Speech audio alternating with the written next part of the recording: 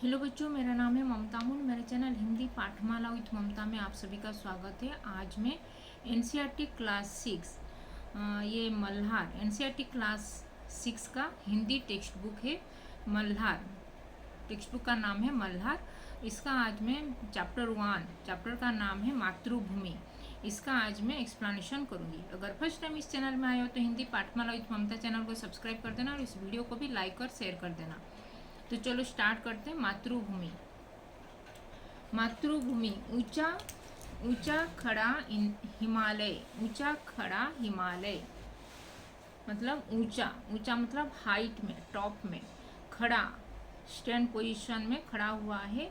हिमालय हिमालय यानी कि जो पर्वतगिरी है हिमालय, माउंट एवरेस्ट जो नेपाल में है, ये जो हिमालय। ऊंचा खड़ा हिमालय आकाश चूमता है। आकाश चूमता है मतलब आकाश को वो टच कर पा रहा है, उसको स्पर्श कर पा रहा है। कितना बड़ा ये उसका हिमालय इतना हाइट में है जो आकाश के साथ उसको टच करने की भी उसको कैपेबिलिटी, मतलब उसको टच भी कर पा रहा है, इतना हाइट में वो है। नीचे चरण तले झुक नित सिंधु झूमता है। नीचे नीचे चरण तले झुक।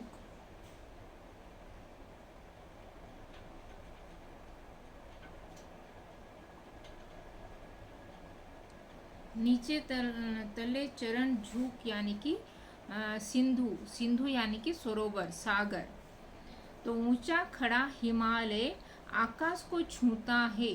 नीचे चरण तले झुक नित सागर झूमता है। सागर सिंधु यानी कि सरोवर, सागर, सी, ओशन। तो इसका क्या है, इस पंक्ति का ये जो पंक्ति दिया गया है मातृभूमि का, ये फर्स्ट पंक्ति है, फर्स्ट स्टांजा है। उसका उसका अर्थ है कि हिमालय अपनी ऊंचाई से, अपना जो हिमालय जितना ऊंचा में खड़ा हुआ है, ऊंचाई से, ऊंचाई के कारण वो आकाश इतना ऊंचा है जो हिमालय, तो उसकी ऊंचाई के कारण आकाश को भी छू पा रहा है। उसको इतना सामर्थ्य है कि वो उतना टॉप पोजीशन में वो पहुंच चुका हिमालय, जो आकाश को भी टच कर पा रहा है, आकाश को भी छूता है। लेकिन उसके नीचे नीचे जो सरोवर, सिंधु सरोवर, सिंधु यानी कि सरोवर, उसके नीचे झुके हुए चरणों के पास, लेकिन जो हिमालय के चरण में झुके हुए चरणों के पास समुद्र झूमता है। समुंदर, सिंधु समुंदर, सरोवर ये समुंदर, सागर झूम रहा है उसको चरण के नीचे, लेकिन उसको टॉप में वो आकाश को छू रहा है और उसके चरण के नीचे, चरण के पास सिंधु सरोवर, सागर झूम रहा है, मतलब झूमता है, उसको चरण को ये धो रहा है।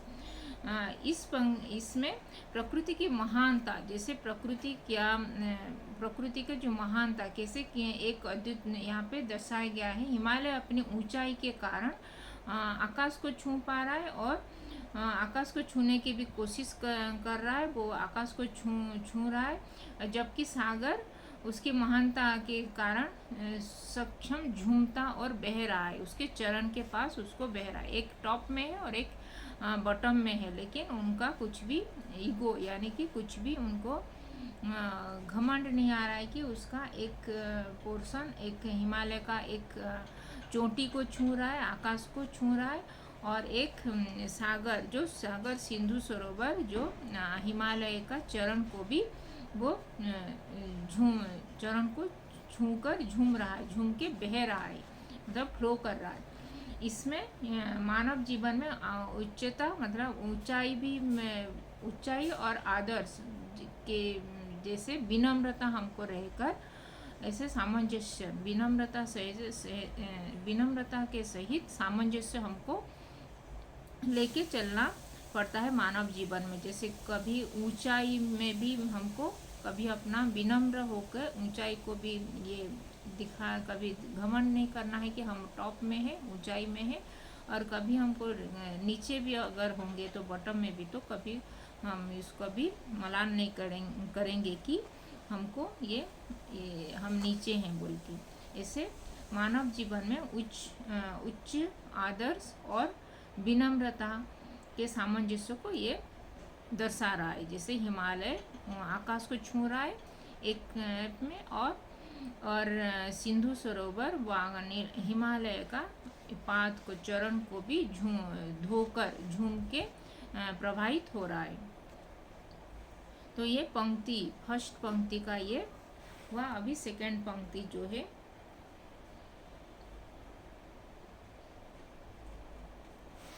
गंगा यमुना त्रिवेणी। गंगा यमुना त्रिवेणी मतलब गंगा नदी जो भारत का प्रसिद्ध नदी है, आदिकाल से प्रवाहित हो रहा है।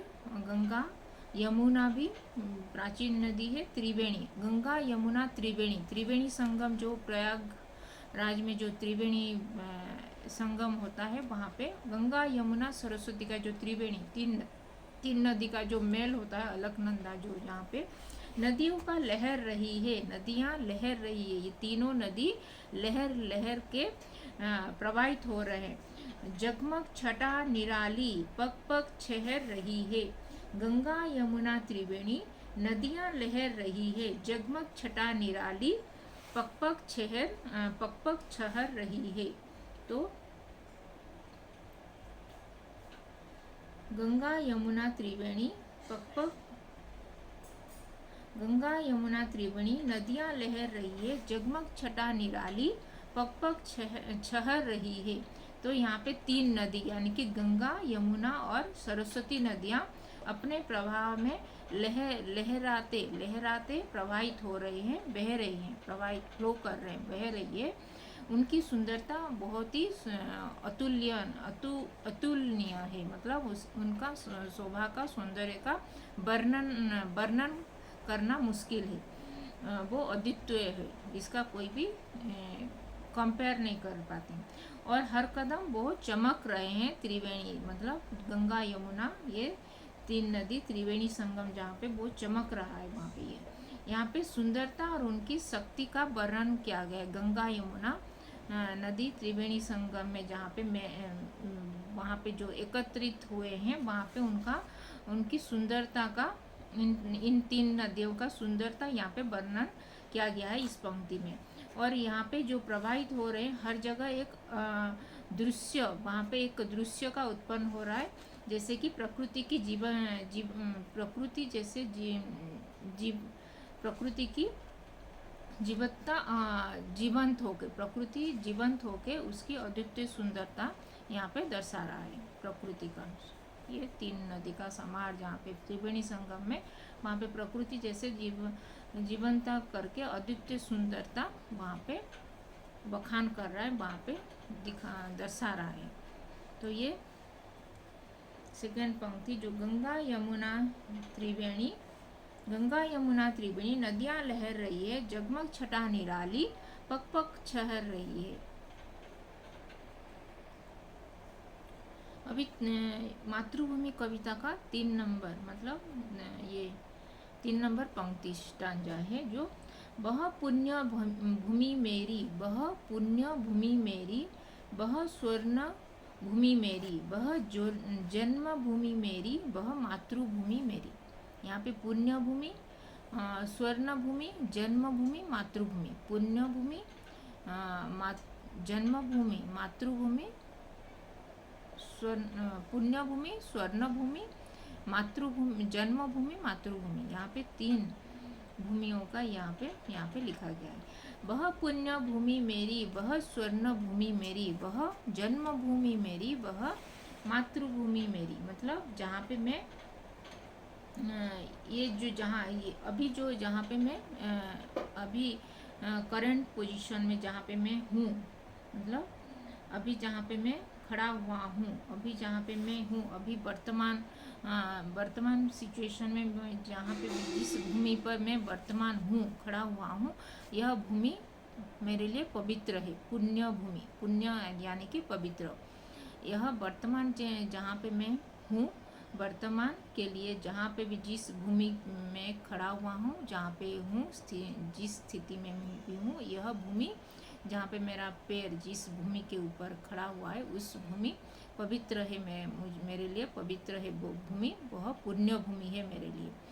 पुण्य भूमि भी स्वर्ण भूमि, यह वह स्वर्ण भूमि मेरी, मतलब जहाँ पे मैं ये भूमि जहाँ पे स्वर्ण है, जहाँ पे स्वर्ण, स्वर्ण यानी कि गोल्ड, गोल्ड यानी कि जैसे मतलब बहुत ही प्रेशियस मेटल जो होता है स्वर्ण, वो ये भूमि मेरे लिए बहुत ही प्रेशियस है, बहुत ही सुख संपदा यानी कि बहुत ही ये समृद्धि संपन्नता वाला ये भूमि है मेरे लिए। ये भूमि भी मेरे लिए बहुत ही अनमोल है, अनमोल खजाना जैसे यह भूमि स्वर्ण भूमि है, जहाँ पे समृद्धि संपन्नता का भूमि है, ये मेरे लिए बहुत ही अनमोल है। ये मेरा, ये भूमि भी मेरा है, ये स्वर्ण भूमि भी मेरा है।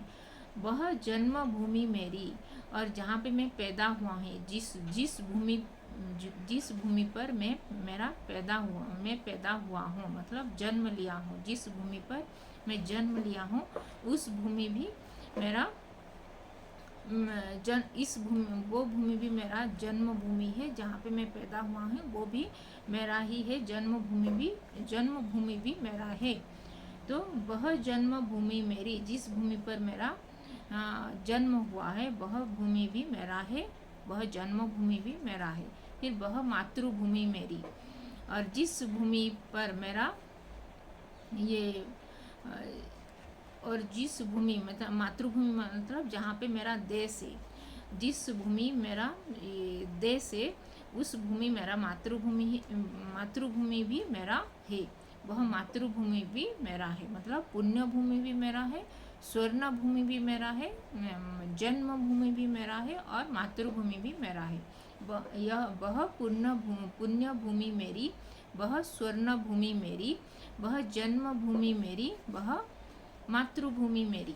तो यहाँ पे इस पंक्ति में दर्शाया गया है कि ये अपनी ये पुण्य भूमि, स्वर्ण भूमि और जन्मभूमि और मातृभूमि, इस भूमि के ऊपर प्रत्येक मनुष्य को गर्व और आत्मीयता करना चाहिए। और इस पंक्ति के माध्यम में इस पंक्ति में यहाँ पे दर्शाया गया है कि अपनी भूमि जहाँ पे जन्म लिए हैं, जन्मभूमि, मातृभूमि, पुण्यभूमि, स्वर्णभूमि पर हमको गर्वित होना चाहिए। गर्व और आत्मीयता यहाँ पे दर्शाया गया है। और इन सभी स्थानों के अपनी पहचान के लिए ये जन्मभूमि, पुण्यभूमि, मातृभूमि और स्वर्णभूमि, इस सभी का पहचान हमको मानना चाहिए। और उसके जुड़ाव हम उससे जुड़े हुए हों, उस भूमि के सहित यहाँ पे महसूस करके यहाँ पे जो कवि हैं यहाँ पे उसका भावना यहाँ पे व्यक्त किए हैं। इस पंक्ति के माध्यम में वो कैसे भूमि के सहित हमारा जड़ कैसे उसके साथ जड़ित हुए हैं, हम उसको दर्शाया गया है। उसके साथ हमारा अपने भूमि, मातृभूमि, जन्मभूमि के साथ हमारा कैसे उसके साथ गहरा झुकाव है, गहरा उसके साथ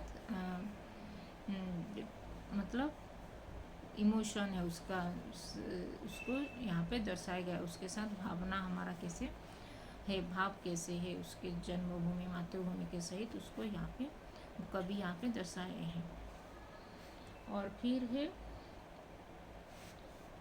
झरने अनेक झरते, जिसकी पहाड़ियों में चिड़िया चहक रही है, हो मस्त झाड़ियों में। झरने अनेक झरते, झरने अनेक बहते, जिसकी पहाड़ में उसकी झरने बह रही है और चिड़िया चहक रही है मस्त झाड़ियों में।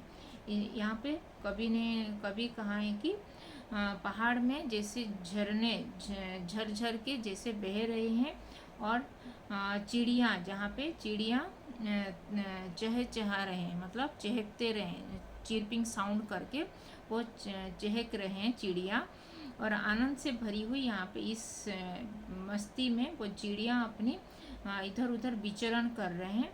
और यहाँ पे पहाड़ क्षेत्र में पहाड़ के जो क्षेत्र में माउंटेन हिल्स, जहाँ पे बहुत ही सुंदर प्राकृतिक सुंदरता वहाँ पे दर्शाया गया है, और जीवंत इस पंक्ति के माध्यम से उस पहाड़ की सुंदरता वर्णन किया गया है। वहाँ पे झरना कैसे कलकल नाद करके जो ऊपर से पहाड़ के ऊपर से झरना बह रहे हैं, और चिड़िया वहाँ पे जो चिड़िया वहाँ पे रह रहे हैं, जो घना जंगल है वहाँ पे जो चिड़िया वहाँ पे चहक रहे हैं, और एक जो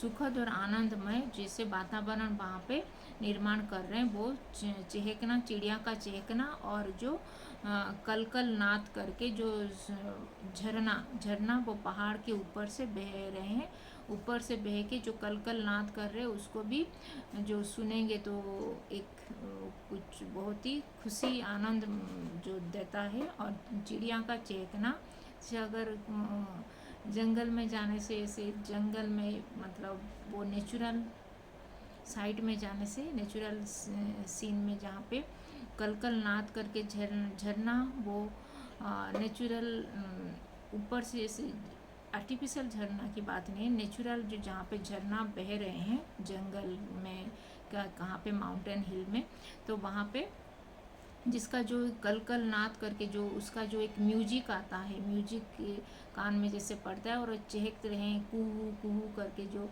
बर्ड्स का जो चिरपिंग साउंड होता है, उसको थोड़ा ध्यान से अगर सुनोगे तो कितना सुकून देता है। उसमें उस वातावरण में अगर कोई है तो कितना उसको पूरा पीस, शांति महसूस होता है। वैसे ही वहाँ पे इस कवि इस पंक्ति के माध्यम से यहाँ पे दर्शाए हैं कि प्रकृति की शांति और उसकी सजीवता को भी हमको कभी कभी जाके वहाँ पे बैठ के वो को उसको सुंदरता का भी उपभोग करना चाहिए। जो कलकल नाद में जो झरना ऊपर से बह रहे हैं, उसका संगीत का और ये चिड़िया का चहकना का, वो भी यहाँ पे प्रकृति का शांति और सुंदरता का एक बहुत ही उत्तम तालमेल वहाँ पे बैठा रहे हैं। तो इस पंक्ति में ये कवि यहाँ पे दर्शाए हैं। तो यहाँ पे आज हम 1 2 3 4 ये फोर पंक्तियाँ का ये फर्स्ट पेज है, पेज नंबर मातृभूमि चैप्टर का, ये पेज नंबर 12, पेज नंबर 12 नहीं, पेज नंबर है 1, मातृभूमि चैप्टर का ये पेज नंबर तो इसका ये आज हम किए। तो इसमें अगर कुछ डाउट है, और इसमें जो मैं कुछ वर्ड्स जैसे कि लिख देना मातृभूमि, मातृभूमि को 2 टाइम्स राइटिंग प्रैक्टिस करो, मातृभूमि यानी कि मदरलैंड, जो हिमालय लिखना, ऊंचा लिखना, फिर आकाश, चूमता लिखना, फिर झुक, फिर सिंधु लिखना, सिंधु यानी कि सागर, गंगा लिखना, यमुना, त्रिवेणी, छठा निराली, निराली लिखना, फिर शहर, और पुष्पभूमि, पुण्यभूमि, पुण्यभूमि, स्वर्णभूमि, जन्मभूमि, मातृभूमि, ये सब वर्ड्स जो बोल रही हूँ उसको 2 टाइम्स राइटिंग प्रैक्टिस करना। और पहाड़ी लिखना, चिड़िया, चिड़िया, और झाड़ियाँ, चहक लिखना, मस्त। तो ये सब वर्ड्स जो बोली हूँ मैं उसको 2 टाइम्स राइटिंग प्रैक्टिस कर देना। और इसमें अगर कुछ डाउट है, कुछ वर्ड्स कुछ समझने में कुछ प्रॉब्लम है तो कमेंट में लिख सकते हो। और अभी तक चैनल को सब्सक्राइब नहीं किया तो हिंदी पाठमाला विथ ममता चैनल को सब्सक्राइब कर देना, और इस वीडियो को भी लाइक और शेयर कर देना। तो धन्यवाद, थैंक यू।